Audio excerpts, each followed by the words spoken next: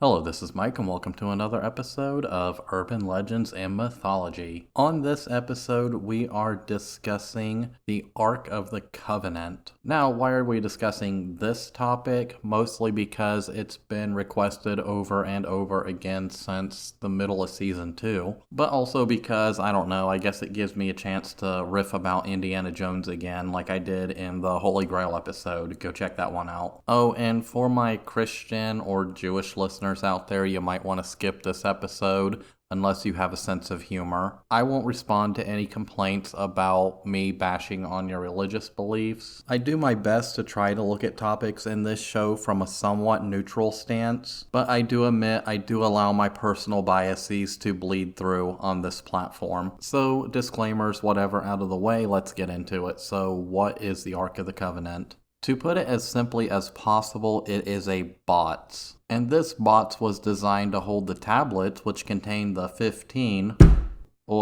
10 commandments that were given to the Jewish peoples by their God, delivered by Moses, who inexplicably dropped one of the tablets on his way down. But, 10's a good round number, right? At least Mel Brooks and George Carlin think so. But I'm already skipping ahead. This happens later in the story. So let's go back to the beginning of the story. And to go back to the beginning of the story, we have to go to Egypt and Moses. So we all know the basic story of Moses. For context, he's one of the most important prophets in the Abrahamic religions. He was the dude in Egypt, and for context, Egypt at this time was in the New Kingdom, and it was very empirical. And during this time, Egypt didn't just encompass the borders as we know them today. It stretched all the way up through what we would now call today modern Israel, Palestine, whatever you want to call it. And the Jews were basically minorities in this Egyptian empire.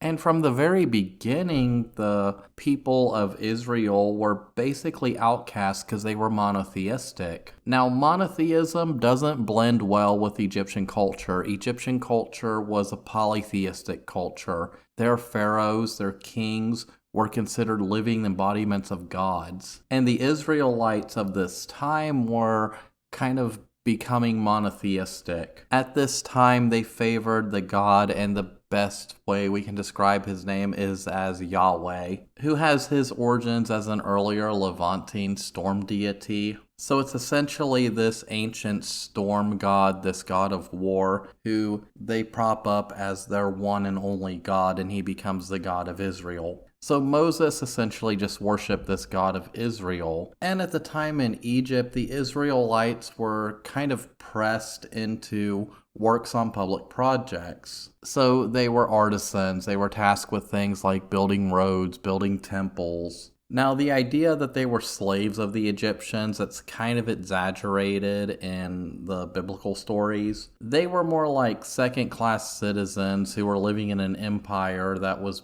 basically foreign to them. So Moses, being like influential in the royal family or whatever, he's essentially the leader of the Israelites, and he does that famous, let my people go, blah, blah, blah. 10 plagues, parts the Red Sea, seeks out the promised land. We all know that story. I'm not going to go into it here. We all know it. But it's when they get to Mount Sinai is when we first start seeing the origins of what would become the Ark of the Covenant. So they get to Mount Sinai, and Moses is like, we're going to camp out here because I got to go to the top of this mountain for 40 days and talk to Yahweh, the storm god. And a little bit off topic, it wasn't until I was researching this topic when I noticed that the term 40 days seems to frequently pop up in these biblical stories. And that kind of piqued my interest because it was like, why is all this stuff always 40 days?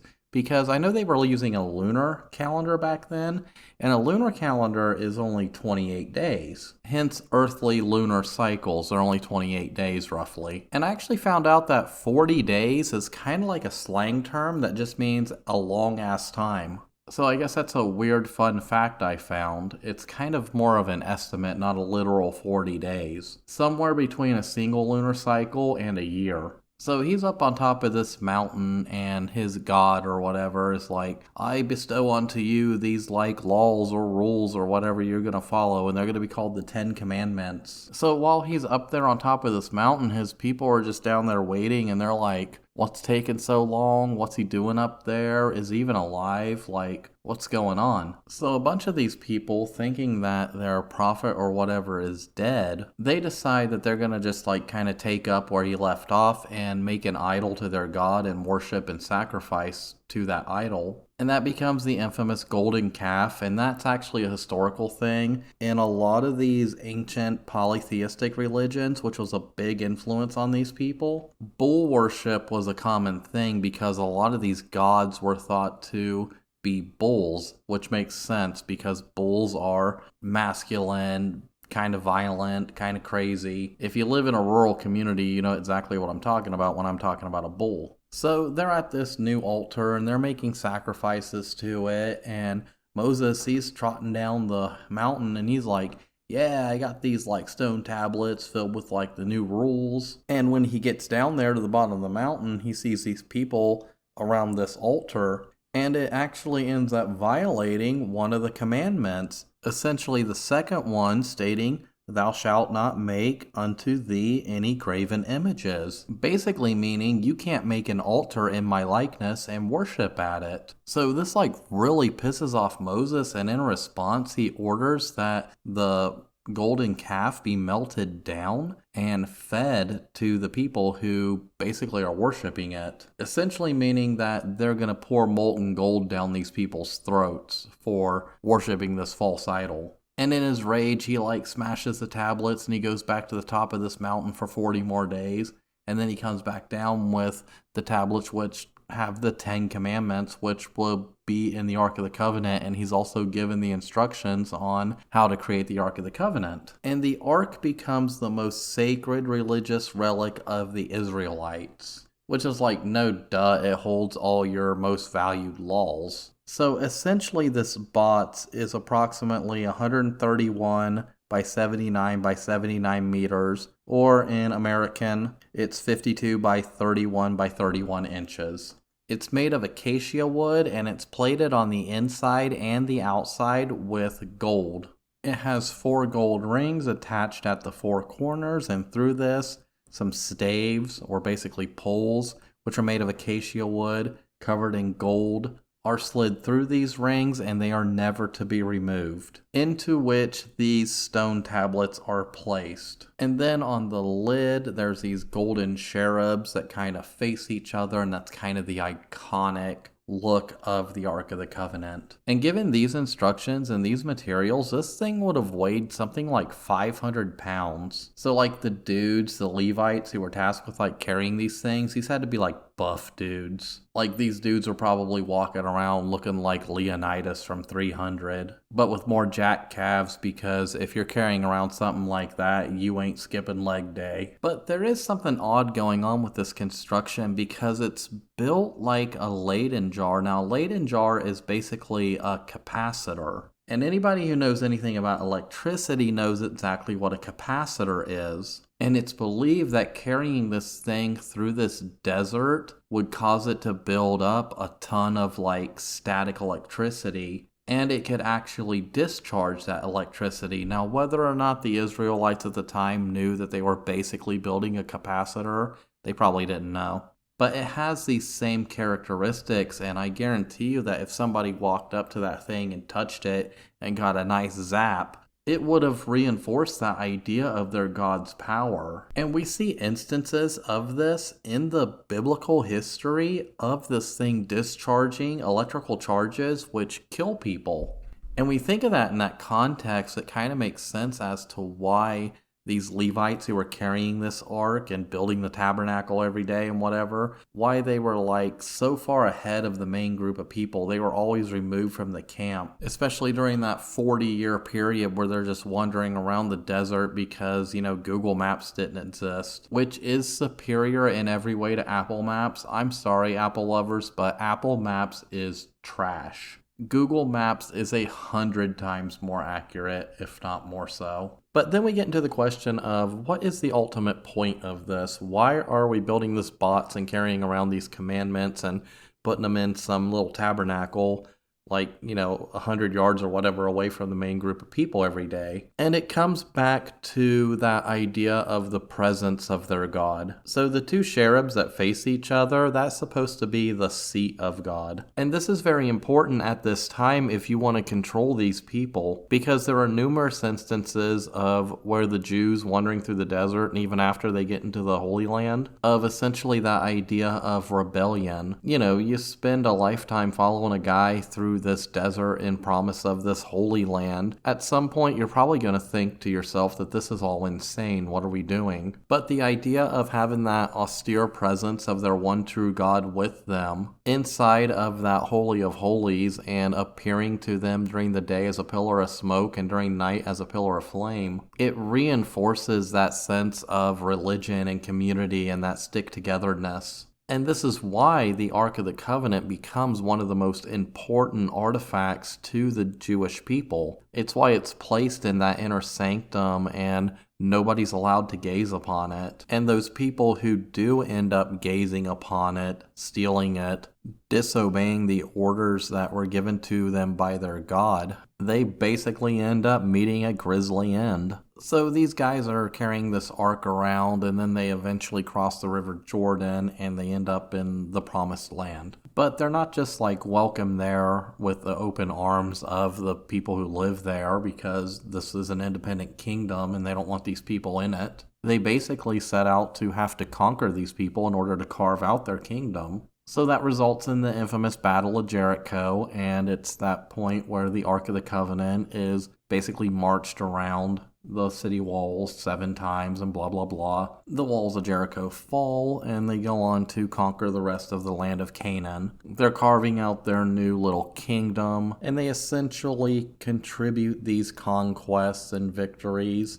to the presence of their God. However, as time goes by, subsequent rulers start to see the Ark of the Covenant as something else. Not so much as the presence of their God on earth, but in more of a sense of a good luck charm or even a weapon. And this, short-sightedness led to the first capture of the Ark by the Philistines. So essentially they're in this war with the Philistines, and the elders of Israel decide, well, let's take the Ark to the battlefield, because with it there we will win this battle. Well, they lose this battle miserably, and the Ark is essentially taken as a war trophy. Now, obviously, the Philistines knew the value of the Ark to the Jews, so it's basically the equivalent of capturing their God. However, in this kingdom under this new people, wherever they take it, misfortune follows. Everywhere the Ark went, people were suddenly becoming violently ill. They would be covered in tumors, and it was said that a plague of rats swarmed over the land. Now, this could be an early account of a bubonic plague outbreak. As we know, the bubonic plague comes from fleas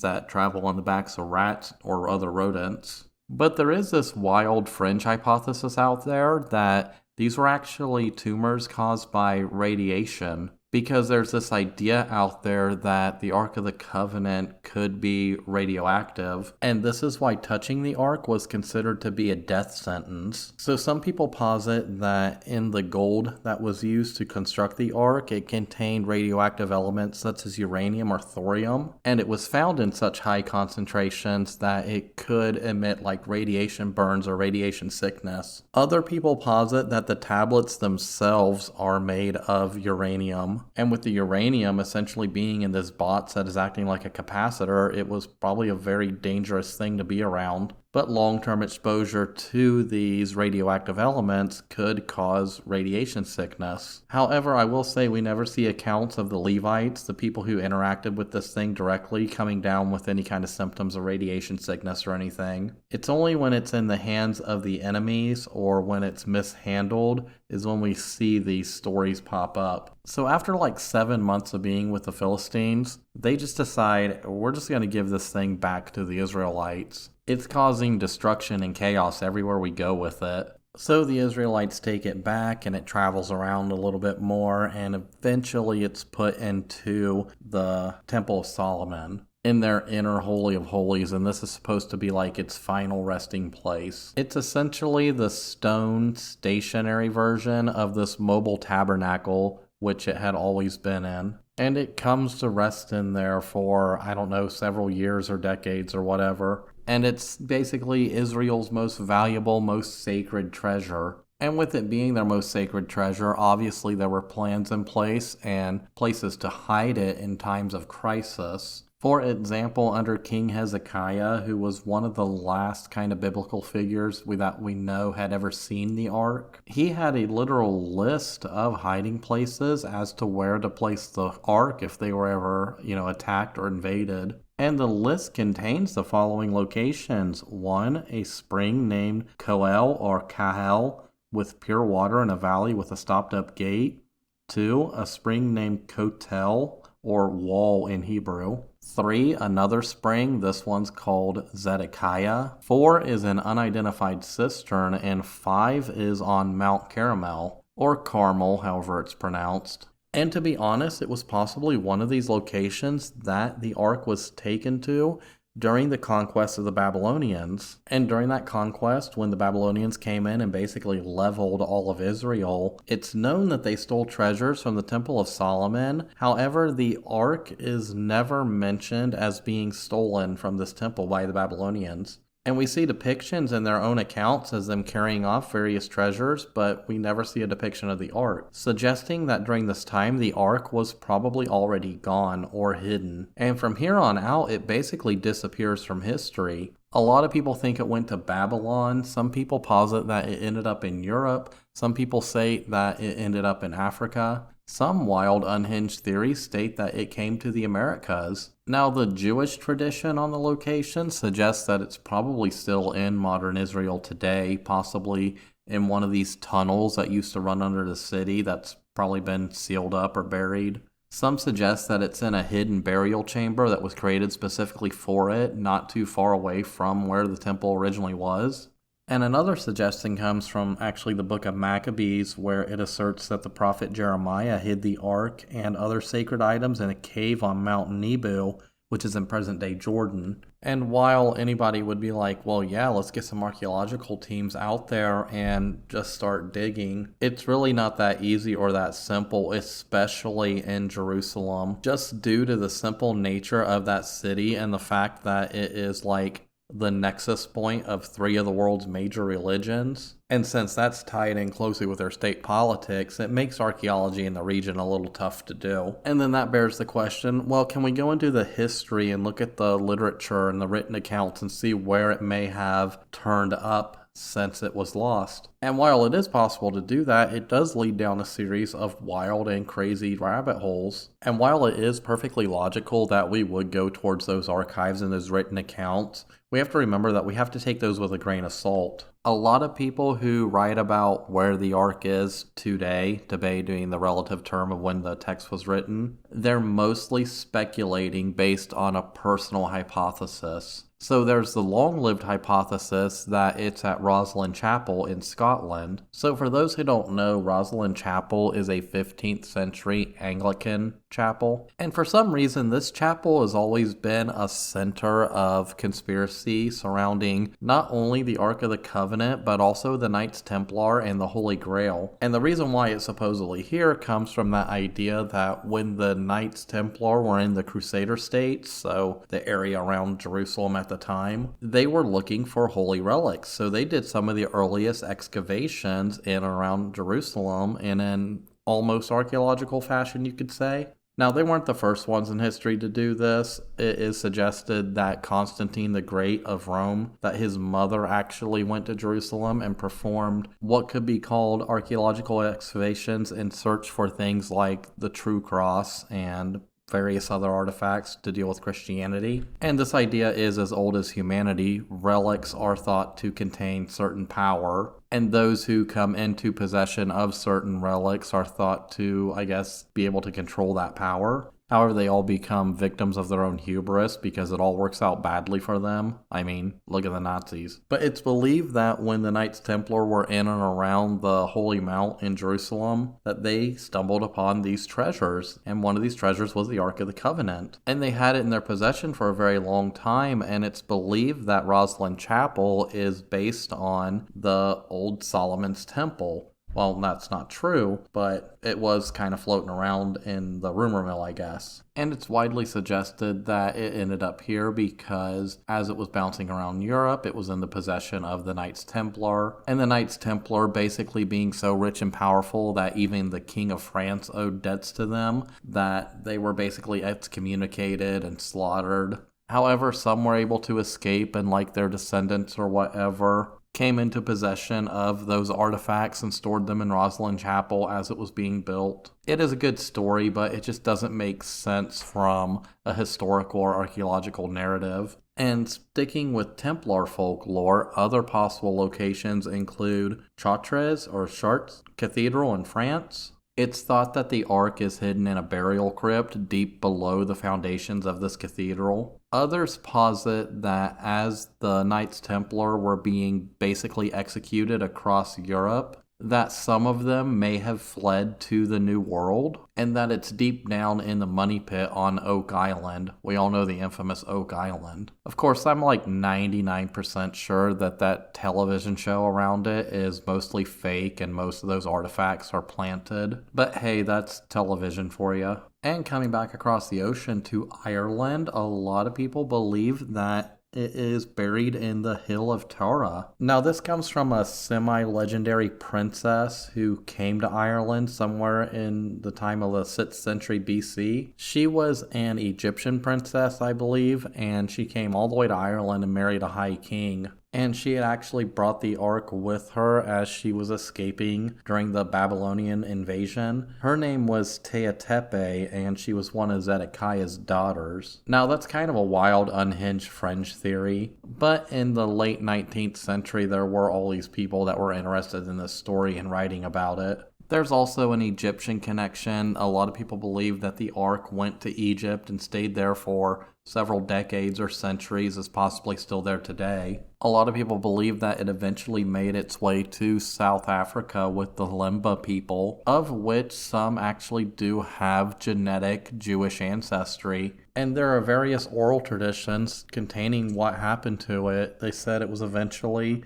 hidden in a deep cave in the Dumgi Mountains, which is their spiritual home. And a lot of these oral descriptions of the artifact that they had describe it as being very similar. For one, they never let it touch the ground. At times, it was seen as a very powerful holy weapon, and they referred to it as the voice of God. However, the strongest connection and contender for where the Ark is today is at the Church of Our Lady Mary of Zion in Axum, Ethiopia. Now, this comes back to a record which states that it was brought to Ethiopia by Menelik I with divine assistance. And if I recall, there's also a story about the Queen of Sheba or whatever, but I don't really want to go into all those details. However, it's placed in what is essentially a tabernacle, and it's this stone building. It's not very big at all, but what they did on purpose was they made the hallways and the entrance too small to get the Ark of the Covenant out. They basically built the building around the Ark of the Covenant. So if you try to go there and steal it, you'd have to knock down the building in order to get it. Now, it is true that in Ethiopia, in every one of these like little churches, these Ethiopian Orthodox churches, there is a replica of the Ark, and every replica of the Ark has its own Holy of Holies on display. However, this one is unique, so every priest who is essentially appointed to become the new overseer of this Ark when the previous overseer dies, spends the rest of his life basically alone in this little temple complex. And most of them only live maybe 2 or 3 years after getting this task. The one thing everybody points out is during the time where they're performing this task, they'll get cataracts. And that's believed that they get this cataracts from gazing upon this Ark of the Covenant, which is possible, but also we got to remember that Axum is at a very high elevation, and at these high elevations, the chance of contacting cataracts is higher in the general population. speculation, but who knows? And for me personally, I think the Ethiopian connection, while dubious, is a very strong contender because we don't see anywhere else in the world where all this time and effort is being taken in order to preserve an artifact that's supposed to be the Ark of the Covenant. And it's so important in this culture that it's actually mentioned several times in their constitution, in their politics. And even during recent political unrest in the area, that site was basically left alone out of fear and respect for this possible home of this religious artifact. And for me, like I said, I guess that's my most strong contender for where the Ark possibly is. I don't think it's sitting in the Vatican archives or something, nor do I think it's just housed in some warehouse here in the United States, a la that last scene in Indiana Jones. And I highly doubt that this artifact was destroyed, because anyone who would come into contact with it, unless they live on another planet, would probably immediately know what it is. They would most likely understand how sacred it is to the practicers of these Abrahamic religions, so I doubt it would have been ripped apart for its gold contents or something. But if I were to posit a guess of where I think it is, I think it's still in either Israel or Jordan, because let's remember, even when it was sitting in Solomon's temple, there were plans on moving it or hiding it in the case of a crisis or invasion or siege or something. And when it comes to archaeology, especially in that region, even in the last 120 years with all the advances, we've still barely scratched the surface when it comes to uncovering the mysteries of everything that went on there during the distant past. I think it shares the same fate as the Amber Room. I think it's buried in some old sealed off tunnel or basement or little room or something not too far from where it was last seen. And I think it's waiting there till this day, waiting for, maybe the politics in the region to change, which would allow future teams of archaeologists to finally access those areas and make one of the greatest archaeological finds in human history. And on that note, I think that is where I'll end it today. Now, I admit, yes, this and my previous episode have been fairly short compared to the long-form, hour-long episodes that I have been putting out. But to be honest, in order to create this show, it does take a significant amount of time. So some future episodes are going to be short form, maybe a half hour at most, just to keep up with the flow of recording and editing, and hell, even little things like promotion and marketing. But as always, if you do like what I'm doing, all I ask is that you maybe share this with a friend. If you haven't already, follow it on the podcast platform that you're listening to it on. You can always reach out to me on the social medias, Facebook, Instagram, Threads. And if you really want to be a rock star, you can always donate by following the link in the description of every episode. I greatly appreciate that. That support is really what keeps this show alive and growing. So once again, this is Mike, and I will see you guys in the next episode.